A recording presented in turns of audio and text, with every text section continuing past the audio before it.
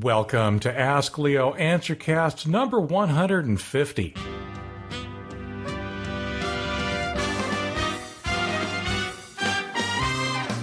I'm Leo Notenboom, and I'm answering questions that people are asking out at AskLeo.com. Today's Answercast is brought to you by Maintaining Windows XP, a practical guide. Windows XP is having a really tough time dying. Microsoft is ending its support very soon, actually, but it's still not going away overnight. If you're running Windows XP and you want to keep it running well for as long as possible, then you owe it for yourself to check out Maintaining Windows XP, a practical guide, my nearly 300-page ebook that'll show you step-by-step how to clean it up, tune it up, speed it up, and keep Windows XP working for you. There's no risk. It comes with a 30-day, no questions asked, money-back guarantee. Visit maintainingxp.com to order your copy now. Be sure to use the coupon code NEWS20 when you check out for 20% off the cover price of the PDF version. That's NEWS, all capitals, 20. That code's only for my newsletter subscribers and Answercast listeners. Maintaining Windows XP, a practical guide, is also available from Amazon in paper. You'll find a direct link to that on maintainingxp.com. That's maintainingxp.com. Leo, is there a program updater out there that you recommend? I'm currently running Windows 7 on my laptop and Windows 8 on my desktop. Well, it really depends on what you mean by program updater. If you mean some third-party program that'll somehow keep track of all the various versions of the various software that you have installed and somehow magically try to manage updates for you, well, there's a couple that try, but it's an incredibly difficult problem to solve and solve completely. My personal approach is to use no additional software. None. If software installed on my machine keeps track of itself and updates or notifies me of available updates, I let it. I use Windows Update to update Windows itself automatically, as well as any additional software like Microsoft Office that it might keep track of at the same time. So, ultimately, I just let everything update itself if it can, and automatically if possible. Everything else I pretty much ignore until I have some reason to care. And when you think about it, most all of the major software these days, and particularly the software that has a major impact on security, is already updating itself one way or another. Now, at the other end of the spectrum, there are programs that will do the installs for you or inventory your system and tell you what's out of date. Ninite is a program that I keep hearing about that automates the install of a number of very common programs and at the same time apparently also keeps them up to date. Now, as much as the keeping them up to date aspect, Ninite makes the installation easier by essentially just letting you choose from a menu of possible programs. When you click on OK, it then just installs them all, without you having to do them one at a time and actually avoiding most foistware in the process. One of my assistants is a real big fan, and it's on my list to look at more closely someday. But again, to be clear, I haven't used it yet myself. The Secunia Personal Software Inspector is a tool that examines the software installed on your machine with an eye towards security. You download it, you run it, it tells you what's out of date, and then it gives you the option to update those things that need updating. Now, it's been a while since I've run it, so I just now ran it on my Windows 8 machine preparing for today's podcast. It told me about 12 programs on my machine that needed updating, all of which I understood and expected in my case, kind of a side effect of how I manage my utility software. And it also told me that there were 103 programs that are up to date. Now, if I was going to recommend one program for most people, it would probably be Secunia's free tool. I will tell you that it does install software that then keeps running, presumably to keep monitoring what tools are out of date and need updating. So there will be a little icon that'll show up in the notification area after you've run the free tool. You can turn this off, but it is there by default. Now, I do have to point out one area where free update scanners can often cause much more harm than good, and that's with respect to drivers. There are tons of ads out there for utilities that will scan your computers for updates, and I avoid them all, and a large number that are specifically targeted at updating drivers. Don't do it. Besides the usual scams that actually do nothing in exchange for your money, automated driver updates by these utilities often result in systems that end up with more problems, not fewer. When it comes to drivers, I recommend only updating them when offered or recommended by Windows Update, when offered or recommended by the software already on your machine for that specific hardware, or when you are diagnosing a specific problem. So, in summary, Ninite sounds promising, Secuni is a good tool that I can recommend, and when it comes to drivers, just don't. And also, make sure to enable automatic updates that are offered by the software on your machine already, including Windows itself. I use Windows 7 and Mac OS, but, like most users, I have friends and family who don't want to take the time, the trouble, or the expense to get a more modern machine. We've heard and read about the risks of running XP when you're the user, but what risks do we face when we exchange email with a diehard XP user after Microsoft ends life support? What if that loyal XP user never sends anything attached to email? A simple email message can't carry anything malicious, right? What a wonderful scenario that I actually hadn't considered before. The short answer is that, yeah, you should be quite safe. The longer answer is that you should be quite safe as long as you practice safe computing and you know what you're looking for. First, this is about much more than just email. Basically, any files originating from a Windows XP machine will be at a very slightly higher risk of including malware.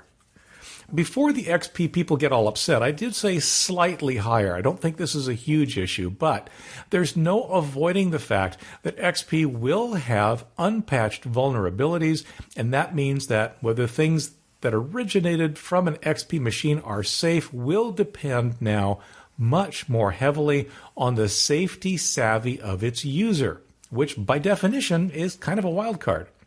So whether the file comes via email or CD or a USB stick or a memory card or who knows, the slightly elevated risks are all the same. Now, yeah, you're right. When it comes to email, the primary worry is about attachments. You're correct that plain email without attachments is unlikely to actually carry malware. However, what you also need to be concerned about might be phishing attempts. Malware on your friend's machine could, theoretically, access his email and start sending well-crafted messages that somehow result in your clicking a link because you think it's from your friend, when it's not. That link could lead you to malware. Now, in reality, absolutely none of these are new threats. None of these are unique to XP users.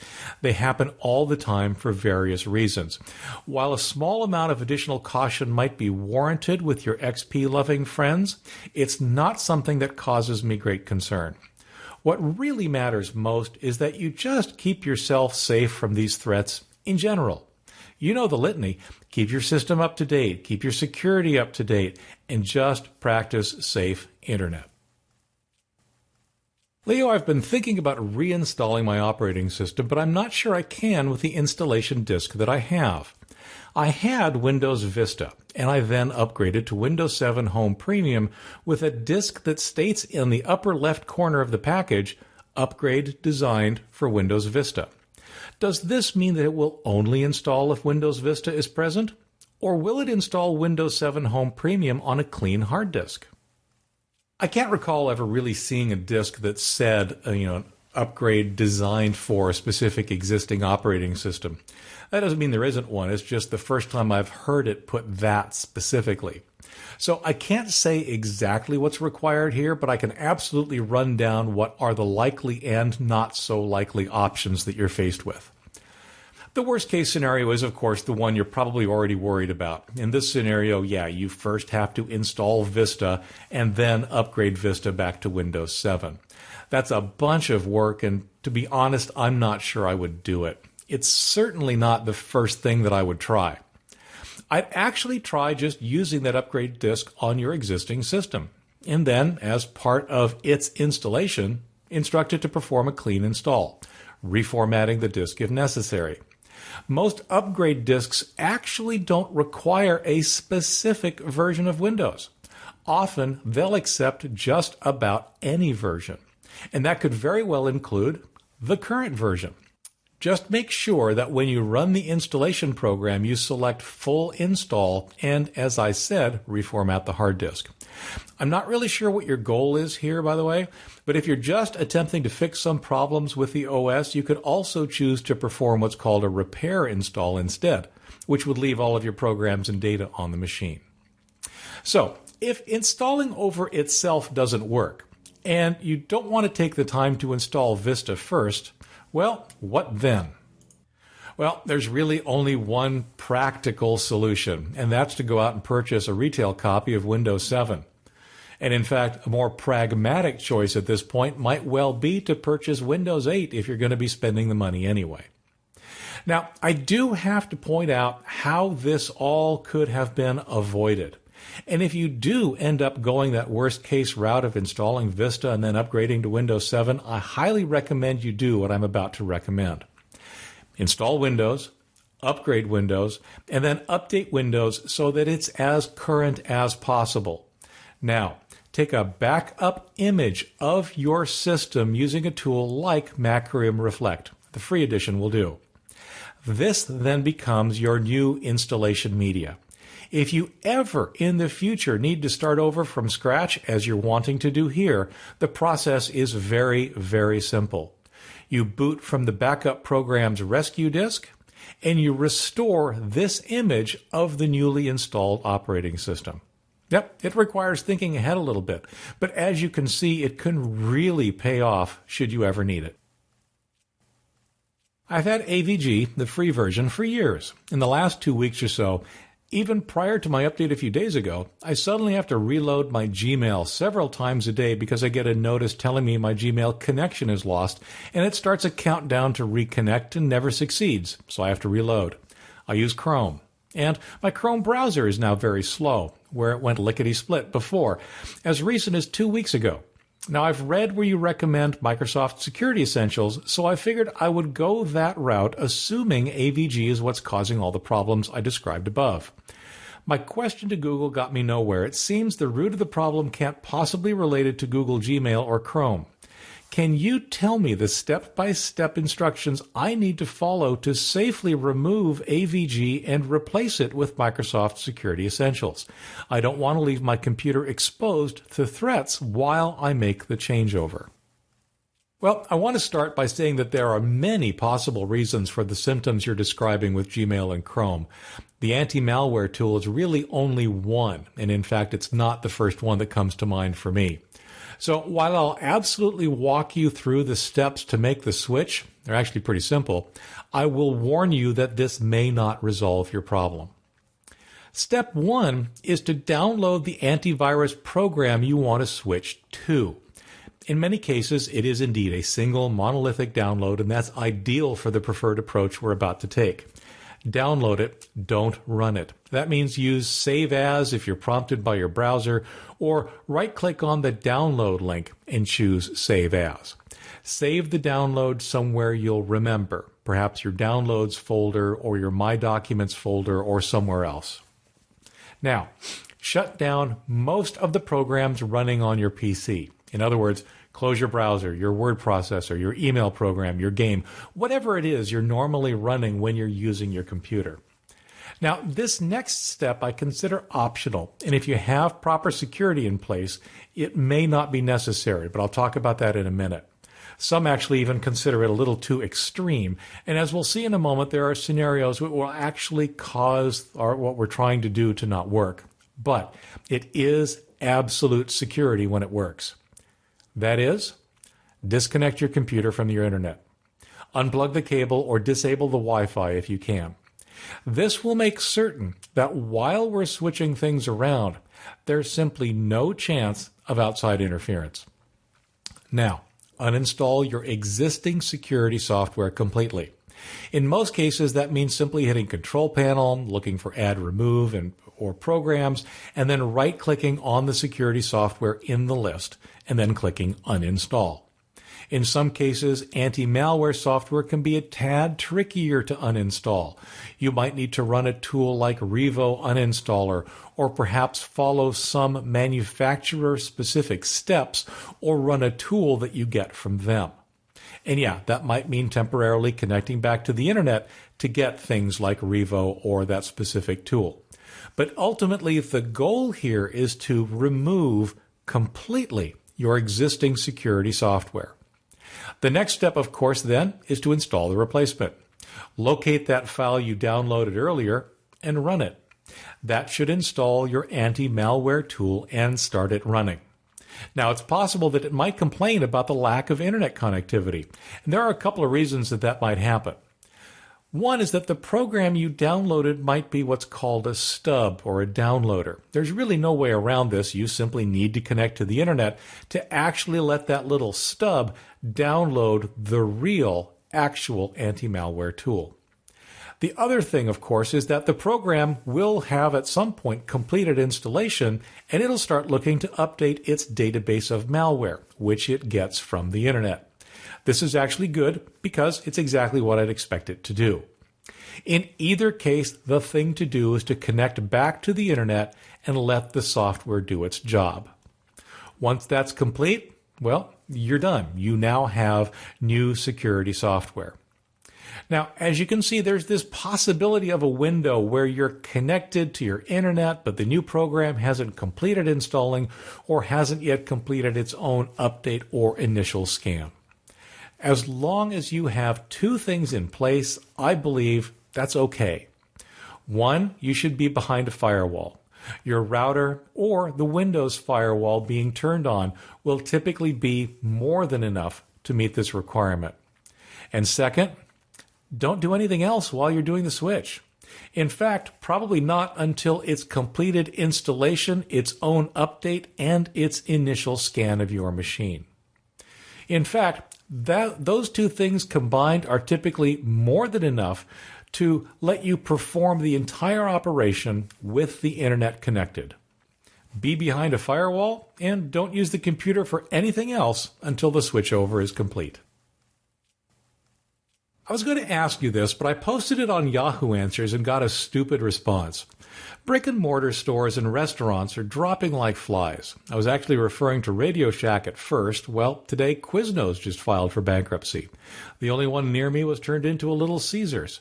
So I'm asking you anyway if this depression is caused by the internet, with the web and people buying things online instead of real stores with real workers across the country instead of a central location called Amazon. So basically what you're asking is the internet directly responsible for our economic problems? And in my opinion, absolutely not. Things are certainly changing, but that's nothing new. Things have been changing well before the internet came along. Now, I'm no economist, but as you can tell, I do have a few opinions, and I could go on about this for actually quite some time. I'll try and control myself.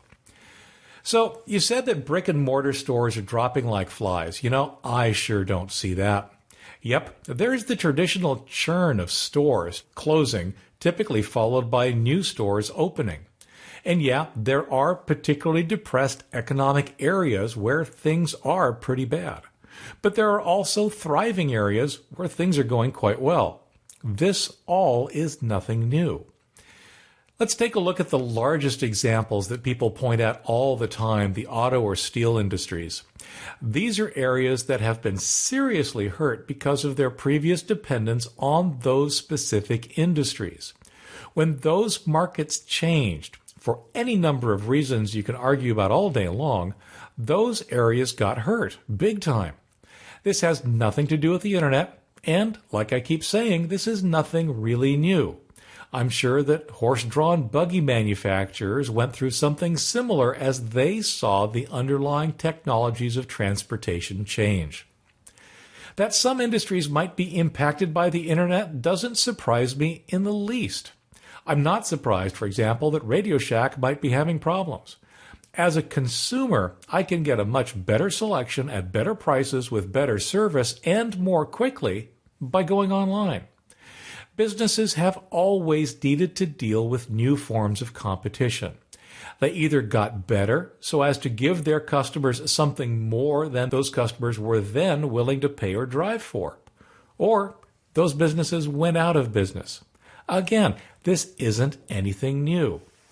Now, I'm not really sure how you think the internet might have impacted Quiznos. It's not yet possible to email me a sandwich, so I don't see how they suffered from the technology. And absolutely, if they could have emailed me a sandwich, I would be all over that. I miss them too. There used to be one nearby. But my guess is that their demise was due to other factors, more like traditional competition or who knows what else. Now, I will tell you that Amazon employs real people and does so across the country. In fact, I read just the other day that they're opening up yet another distribution center actually not that far from me. While there might be an important discussion to be had around how they might treat some of those employees, don't for a second think that you aren't contributing directly to someone's paycheck when you buy online, regardless of who you buy it from. You absolutely are. Business is all about providing what your customers and potential customers want. If people want the prices and convenience associated with online shopping, and from the volume of sales, I would say that they do, then that's great. What that means for brick and mortar stores is that they need to offer something that people value that competes well against these other online offerings.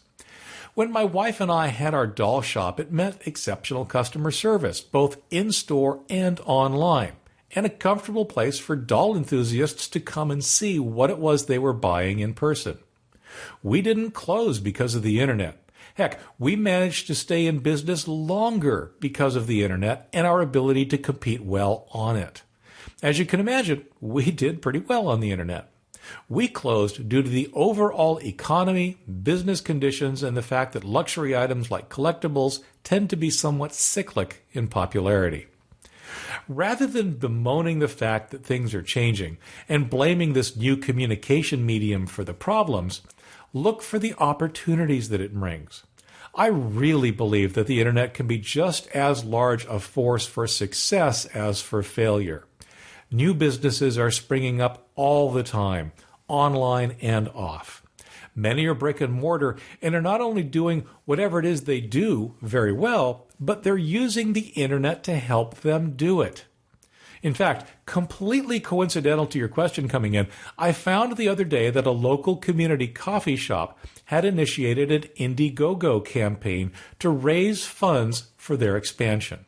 Now, I have no idea whether it'll succeed, although I did contribute some. I just thought it was a great way to reach out and connect with their customers and potential customers.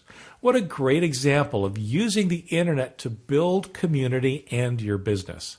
Because, let's face it, even when they succeed, you still need to walk into that brick and mortar location to grab your lunch. Leo, I've got a portable hard drive that contains various PC disk image files, all of which take up about 500 gigabytes in total. When I right-click on the root directory to scan the entire portable drive with my Norton Internet Security software, the scan is completed in about 5 seconds. However, when I scan just one of the disk image files contained therein, it would take over 30 minutes, which is roughly the time it takes to directly perform a full scan on the PC. The same behavior is exhibited when I scan with Malwarebytes. Why is it that scanning the entire 500 gigabyte portable hard drive at one time is so incredibly faster than scanning just one of the files in that portable hard drive? Actually, your question brings up some very important distinctions about the different types of scans possible and the different ways anti-malware tools perform them. First off, to be honest, scanning a disk image file is actually pretty useless. The format of many disk image files actually means that their contents need to be decoded, I guess, in a way, before they can actually be used. So if there's malware within the file, that your anti-malware tools are unlikely to find it since they won't know the proper way to decode the file's contents. I don't even know what kind of disk image file you have, but the fact that there are many should help explain why anti-malware tools simply can't be expected to understand them all. Fundamentally, they just don't know how to look inside. And that's where we start. When you tell your anti-malware tool to scan a disk, many tools will simply skip files that they don't know how to read or files that they know are to be useless for carrying malware. My guess is simply that your anti-malware tool, when scanning the disk, simply skipped over any disk image files that it found because it knew that scanning them is a pointless waste of time. When you then specifically told it to scan this file, well, it did what you told it to do, even though it was still a pointless waste of time.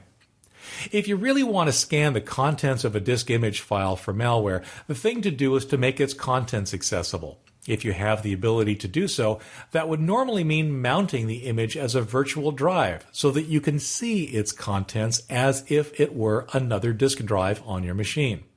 Chances are that then your anti-malware tool will happily scan it because it's not a waste of time at all. It can now see the various files and such within the image that could potentially carry malware.